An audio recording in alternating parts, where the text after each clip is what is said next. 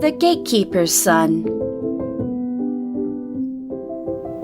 Once upon a time, there was a nobleman who lived upstairs and the gatekeeper was in the basement. The two families live very far apart. The first reason is that the downstairs separates them, and then the second one is the difference in classes. But they lived under the same roof, seeing the same street and sharing the same courtyard. The nobleman has a beautiful daughter named Emily, and the gatekeeper gave birth to the cutest boy in the world. They named him George. The two children grew up together in the shade of the magnolia tree. Boy, you can play in front of the lady to entertain her, but don't touch her. Understood? Keep your distance. My rose petal, you were born to be with a prince. As time passed, the two children grew up. The boy of the gatekeeper family is blossoming into a bright young man with a lovely head and rosy cheeks, like a blooming large lily. The daughter of the noble house, on the other hand, was a vision of grace and beauty, her skin as white and pink as a magnolia blossom.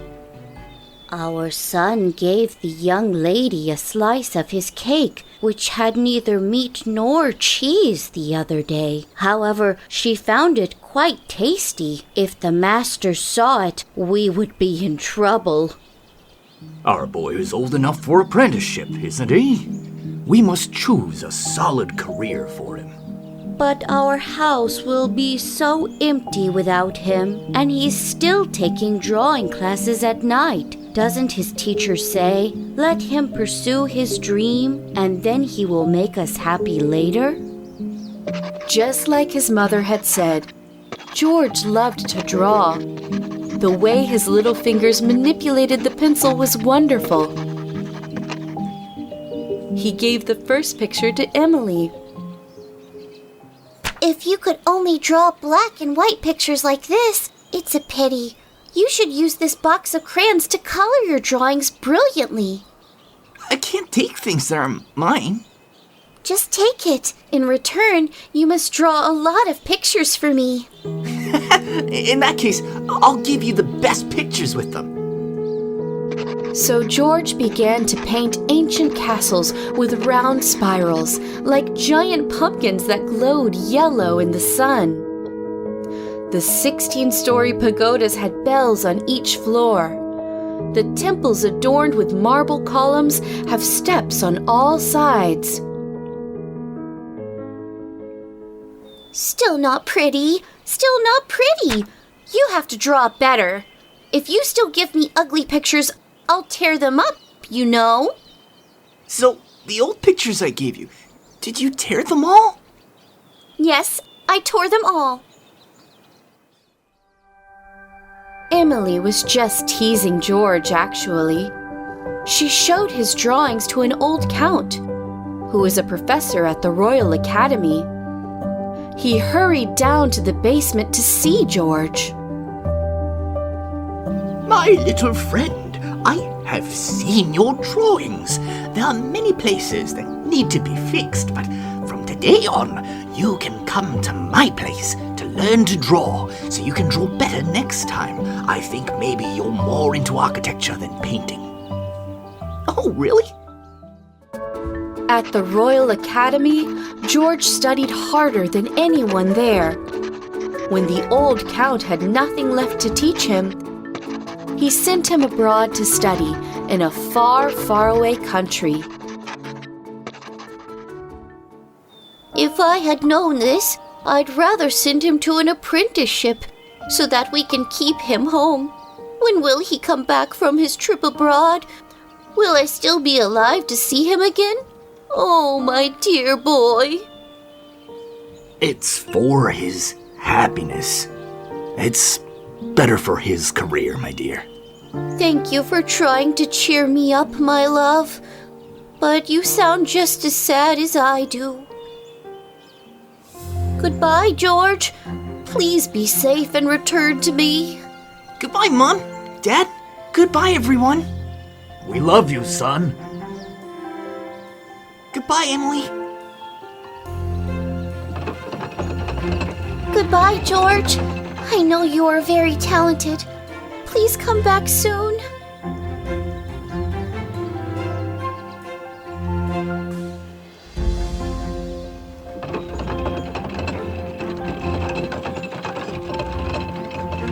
The best picture? I haven't finished yet. I'll give it to you when I come back, Emily. While living abroad, George studied very hard and made remarkable progress. He constantly thought about ways to improve his drawing to be more unique and beautiful. Each month, George received a letter from his mother in Emily's handwriting. Every letter is like a warm sun that warms his heart. But today's letter seems to drown him in the thick darkness. It was a letter informing George of his father's death. His mother told him to focus on his studies because Emily had taken care of his father's affairs and took care of his mother on his behalf. George vowed that he would study even harder so that he could come home and see his mom as soon as possible.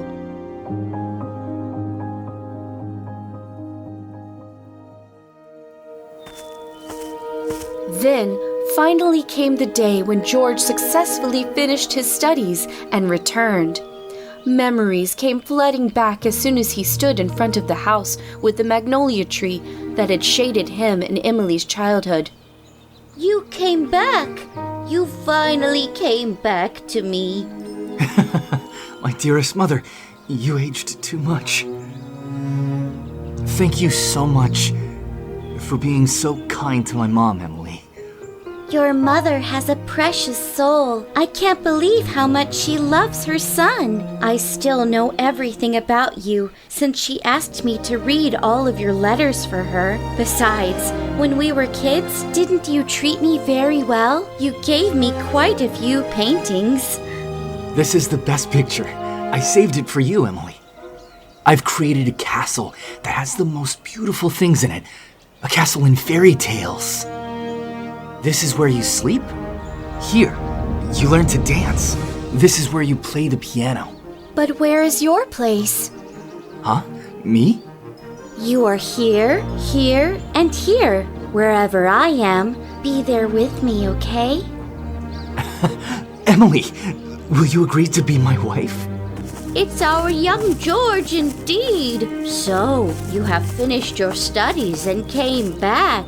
I will reward you. Tell me your wish. Sir, I hope you will allow me to marry Miss Emily.